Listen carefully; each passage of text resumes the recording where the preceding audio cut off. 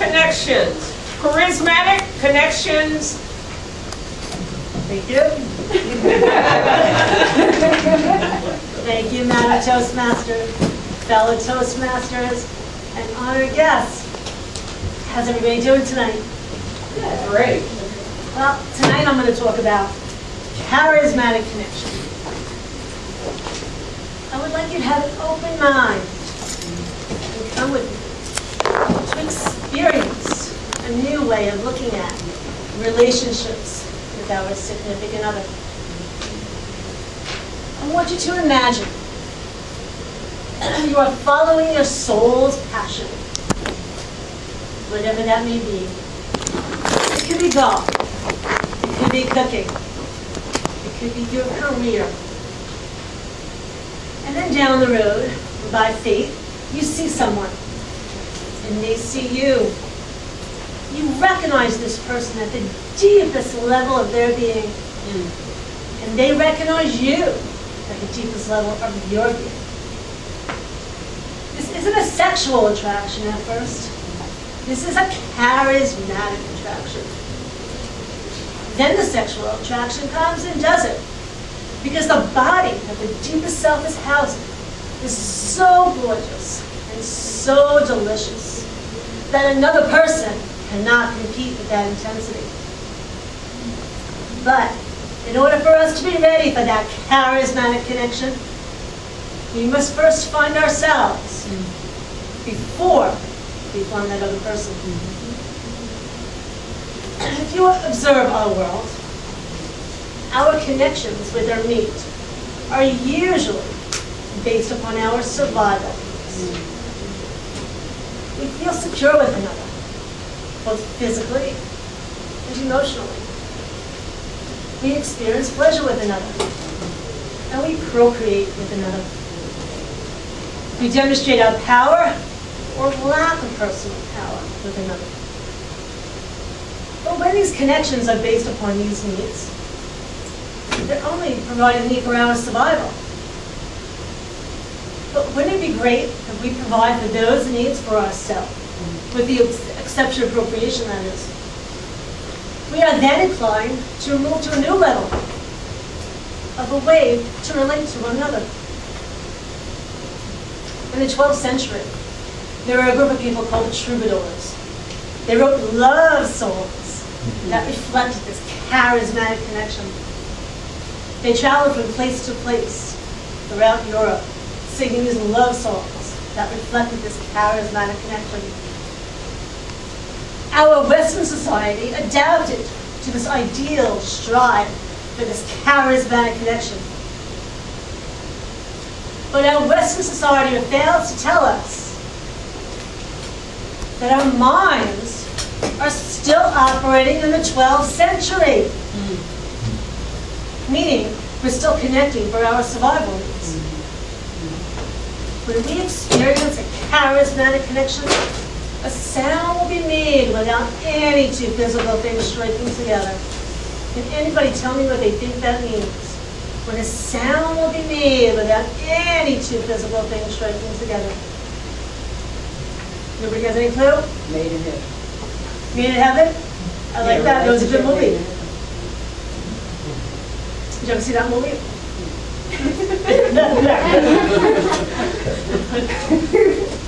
So that's good.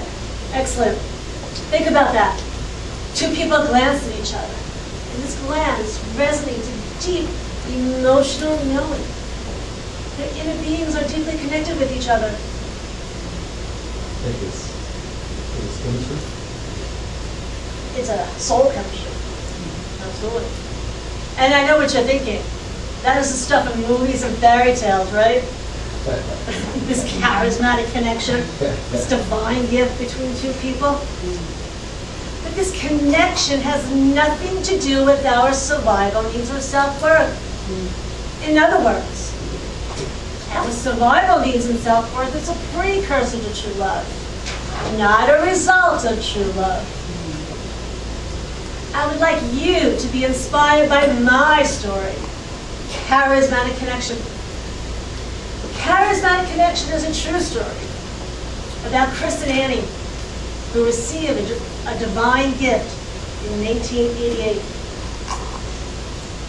While going down a 3-year-old thoroughbred at Belmont Park, Annie sees Chris walking down the shed road.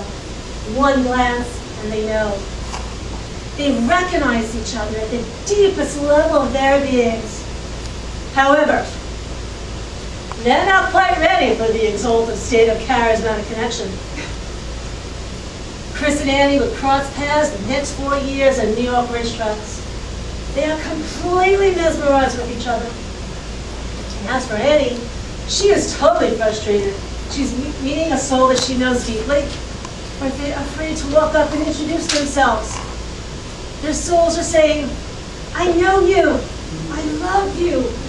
But their insecurities are saying, I'm not worth loving and knowing. It's not until 1999 when an unlikely long shot named Charismatic and a long-forgotten jockey named Chris Antley make history and win the Kentucky Derby. Now their connection crystallizes. If you ever long to find the love of your life, you will love this story of star-crossed lovers. If you like the book or the movie Seabiscuit, you'll enjoy this sweeping saga set against the backdrop of the exciting horse racing industry.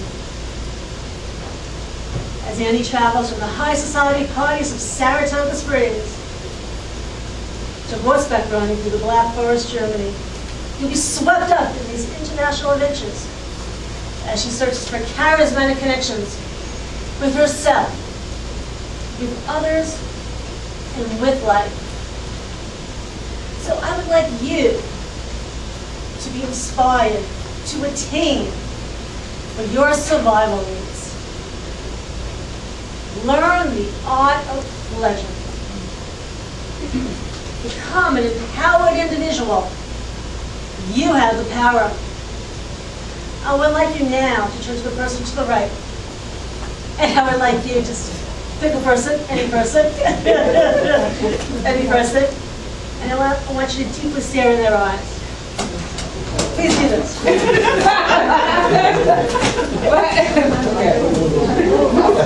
That goes for you too. I reveal. Please don't make them around. Okay, and I would like you to say to this person, the divine gift in me, values the divine gift in you. And the other person says, the divine gift in me values the divine gift in you. How is that exercise, everyone? You stare deeply into each other's eyes. Deeply. That was weird for us. Yes, this is doing the charismatic connection. That was really weird for us. Because you're staring at your soul, staring at the deepest part of you. And when this connection is felt by both of you, you'll be completely mesmerized with each other. But remember, our self-worth and survival needs is a precursor to true love, not a result of true love. And know that a charismatic connection is within your reach. And when you experience this connection with yourself, with others, and with life, your life will change. And that is the gift that your deepest self can give you. And that is very charismatic. Thank you.